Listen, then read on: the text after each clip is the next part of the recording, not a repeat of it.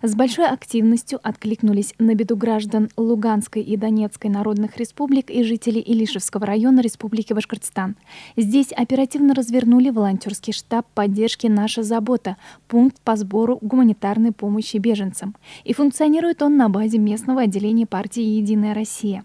Всего по району в эту работу подключились 26 волонтеров со всех сельских поселений.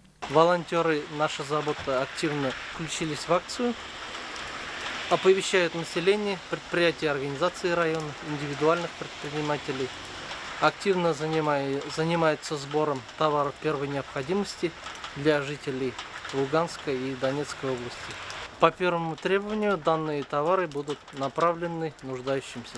Первыми на призыв волонтеров откликнулись местные предприниматели. В штаб со дня открытия несут коробки с гуманитарной помощью. Здесь и средства личной гигиены, и теплой одежды, и продукты длительного хранения. Партия «Единая Россия» обратилась к нам за помощью. П. Гарифуллин. Мы привезли средства личной гигиены жителям Донбасса. Решили им помочь. Мы все знаем, что жители Луганска и Донбасса очень в затруднительном положении оказались. Они оставляют своих родных, вынуждены покинуть страну. И мы хотим хоть немножко поддержать их. Любой житель Илишевского района сможет оказать посильную помощь людям, оказавшимся в такой непростой ситуации.